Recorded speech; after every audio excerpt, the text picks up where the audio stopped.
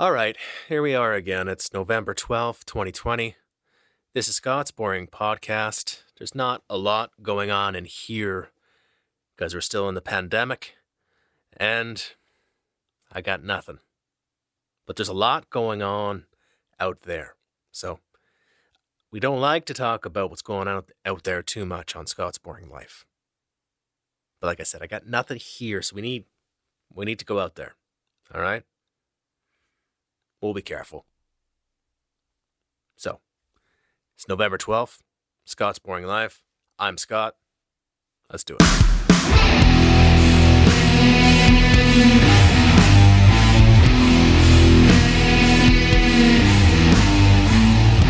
somehow wanna share it with you.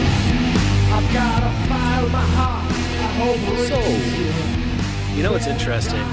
Whenever I was growing up, I never knew what my parents, or how my parents voted. I didn't. I kind of assumed, but I actually never knew.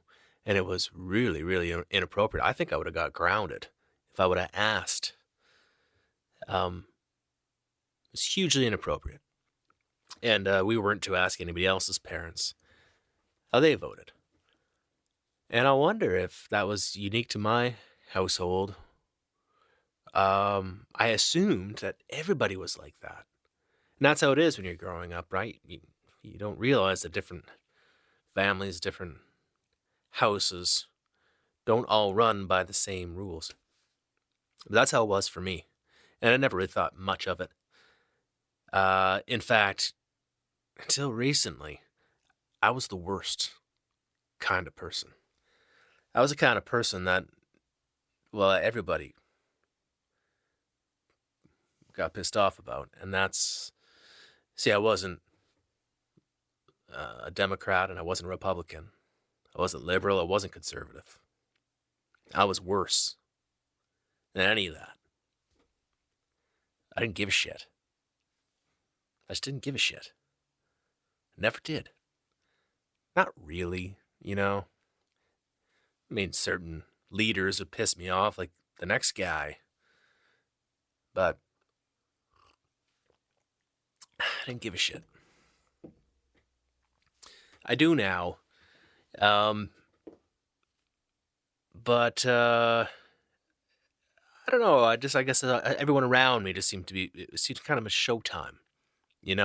Everybody's wearing things in their sleeve, and I've always been suspicious of when people wear things in their sleeve too much. But I'll tell you what, wherever I lie on the political spectrum, I don't hate the other side. I'll hang out and have dinner with anybody. I don't care how you voted, and I don't care if you didn't vote. So I guess I still kind of don't give a shit. Maybe that's the secret. Maybe more people have to not give a shit. Now that can get picked apart, right? You gotta be so careful nowadays. So, I mean, I had to touch on it a little bit. If you're listening to this or watching this way down the road and you're trying to get a sense of when this podcast is happening, Joe Biden had just won the election. It's November 12th. So he's the president-elect, and Trump is not conceded yet, and he's still saying that there was voter fraud. So it's not uninteresting. It's interesting times. And I do give a shit. I'll tell you what this had done for me. Funny enough, even with all the,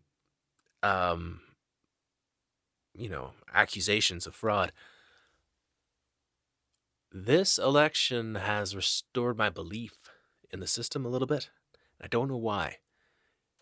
But there's something about how everything went down that it reaffirmed my belief in democracy and voting. If we're getting honest here, I only started voting late in life. And that's one of my regrets because I didn't realize how good it would feel. It feels good to vote. It did for me anyway. And if you haven't and you haven't really given much thought to it, do it because it feels good. Really. can't even quite explain it, but it does. Anyway, nobody has tuned in to listen to me talk about the election, but I thought I'd touch on it. I touched on it. Let's move on, shall we?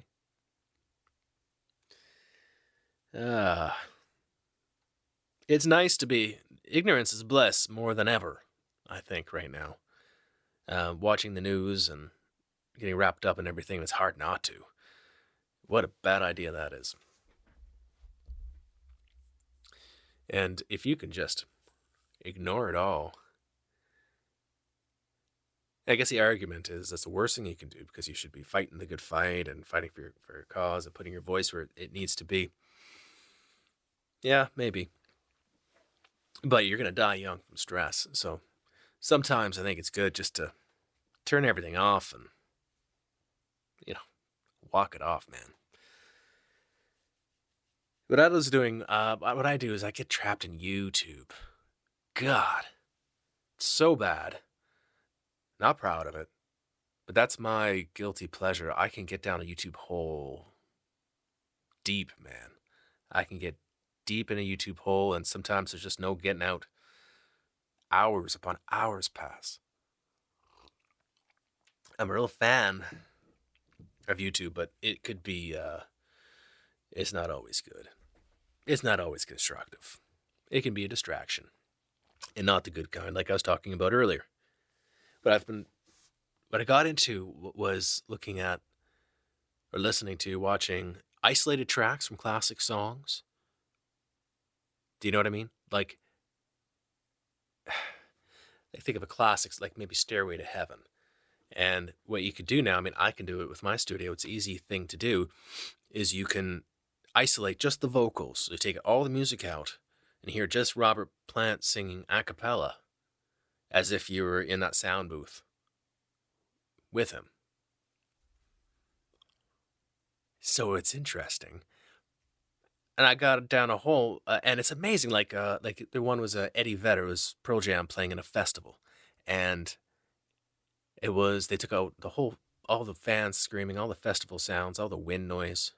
Actually, I think they kept the wind noise, but the band, everything was out except Eddie Vedder's voice, like all his breaths between, and his, as he's running across the stage, the sound of his mic was picking up, but they got rid of most of the crowd.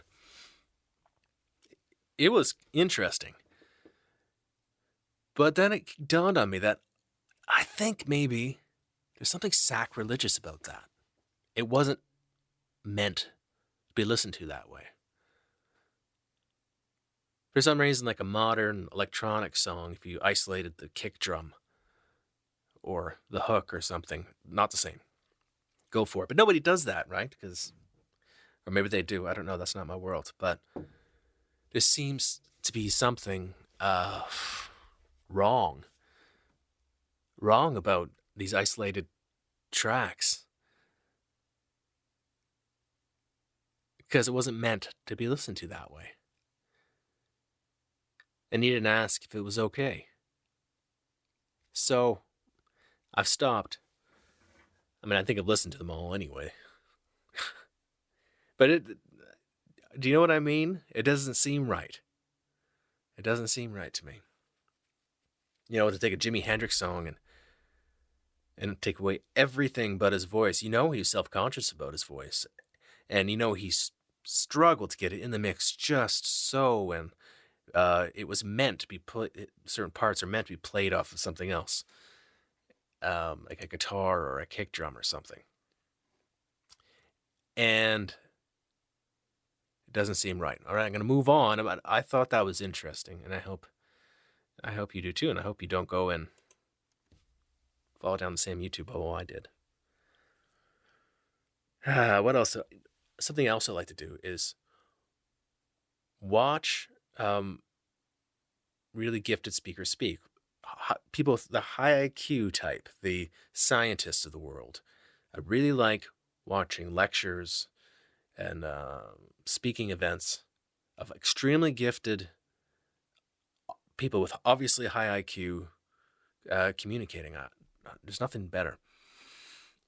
something I find interesting about that is actually, at the end of it, you always find out that they don't really know anything. It's kind of like those documentaries, those science documentaries that you watch that at the end they say, and we'll never really know what happened. Like about aliens, or it's about the universe, or the bottom of the ocean, how life started, where we go when we die, whatever. Like the big questions that would be intriguing to have the answer to, and you think maybe the scientists, these group of scientists figured it out. They did a documentary, for crying out loud. Well, no, never.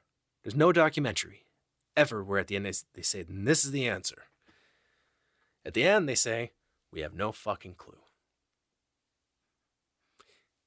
But we watch them anyway. And sometimes we kind of like think like, ooh, maybe at the end we're gonna figure out if there are indeed aliens. We don't know. So watching these really, really intelligent speakers is the same, because at the end they still don't know anything more than the dummy up the street. They just have a really, really interesting route to the same destination of knowing nothing. Like, I like watch. They can't just be. They have to be more than just smart, though. I'm just checking on something here. Sorry for the distraction. Yeah, they have to be more than just have a high IQ. They have to be more than just a really good scientist. They have to be a good communicator. They have to have the gift to articulate their thoughts in an interesting way. And that's the fun thing to watch them think. It's like music. It's like listening to music, and it's so funny because at the end of this wild route they take, and if they're a really good speaker and good at articulating their thoughts, they could be way, way higher IQ than the average person. Far, far superior intelligence, but they could still communicate in a way where everybody understands. And that's fun. I love that. But at the end of it, every time, without fail, they're like, and I have no fucking clue what I'm talking about. And neither do you. And then everybody claps. Ah, fuck.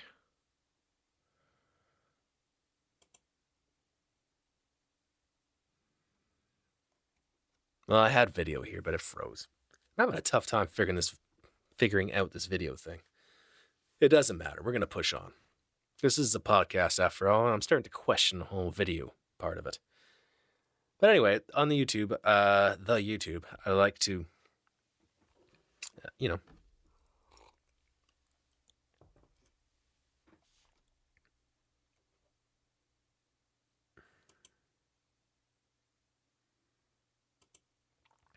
I like to watch smart people think.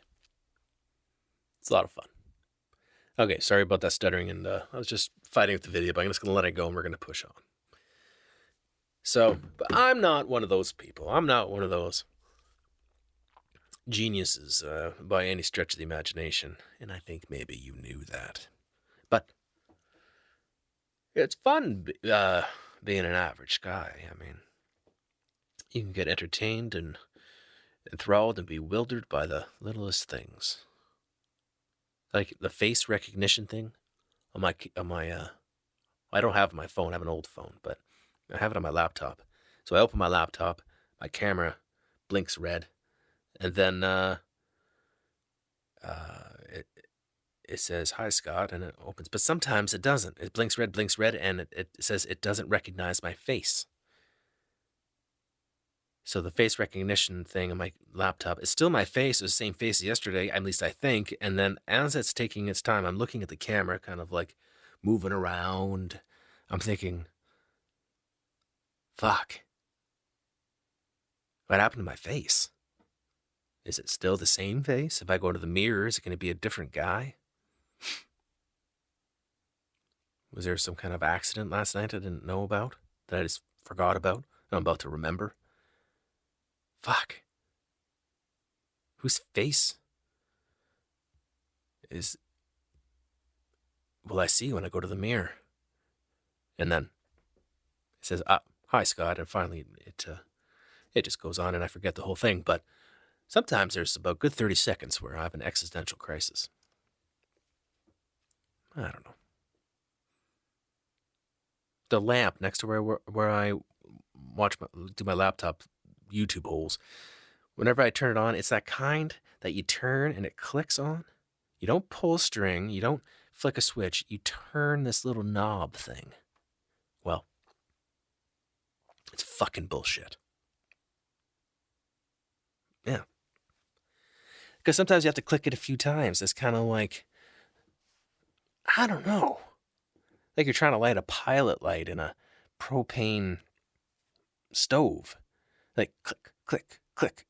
And then it's like, you have to do it a certain way, I think. Like not too fast. And then click, and the light turns on. What the fuck is up with that? What's the idea with the turny, clicky thing on lamps? Just a pull string. That's fine. You pull once. You don't have to pull it 5 times or pull it just so. The turn clicky thing. Do you know what I'm talking about? Am I just unlucky? I just keep on coming upon them. I don't know what it is. I could guess. Maybe it's like a harkens back. It's like a back in the day that you would have to light something, and then there's like a kerosene in there or something, and it's nostalgic for people who are 97 years old. They can remind them when they were 4, what their grandparents had. I don't know. Is that what it is? I don't like it. I feel like I'm wasting my life. What else? I think that's it. Like I said, you didn't come here to talk about politics. So I'm not going to give you politics. We kind of did at the beginning there, but nah, not really. We didn't really, did we? Now, I'm set up in this room quite nicely to do interviews. It's like I forgot the pandemic was here. I'm like, oh yeah, I can't have anybody over. Fuck. So it's just me and you for a little while. And I'm going to keep on checking in. I think it's it's good to stick with things. To keep you up with what's going on, I'm just about the 20,000 word mark with my novel, which is good. That's like, I'm in it now. It is kind of slow going, but not in a bad way. It's just a little bit more detailed than I usually detailed of a storyline that I have done in the past. But it's flowing, baby. It's good. So 20,000 words, that's all right. This evening I'm going to start the audiobook called Ghosted that my wife Karina Halley wrote. It's 20,000 words. About 20,000 words, so it should take me a couple weeks. So time management is going to be a big thing for the rest of this month. Certainly can't drink 6 beers and eat a bag of chips in the evening because I need to be sharp. So what happens is the morning exercise and then write a couple thousand words, lunch, do some chores, then do the audiobook until dinner. You're going to notice, so what about the evening, bucko? Huh? Yeah, what about after dinner there, bucko? Well, I'll tell you what, man. That's my time, all right? That's where I go down the YouTube hole and recharge, if you will. And especially this time of year, my golly. I mean, it's getting dark at like 4:30 in the morning. I mean, at 4:30 in the afternoon. Not getting dark, it's pitch black. Ridiculous. So it's not inspiring. Like, boy, sometimes I look at the clock, 8:30. Okay, I can't really go to bed yet. Gotta wait a bit. I wish I can come down here and jam or write music, but it's like, no way. I'm not.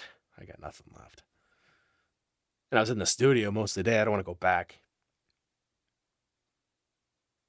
So, hey, look, man. If you listened all the way to the end, right? If you're listening to my words right now, give me an email for crying out loud. I mean, you sat through this whole thing. All right? Scott McKenzie, 323 @gmail.com. So you're doing all right. All right, don't worry. It's going to be fine. It's all good. You got nothing to worry about. Now I'm going to see you next time. Or you're going to hear me next time. It might be a few weeks now because I'm going to get into an audiobook and, so I'll be a couple weeks. So I'll do my best. You do your best. Bye for now. I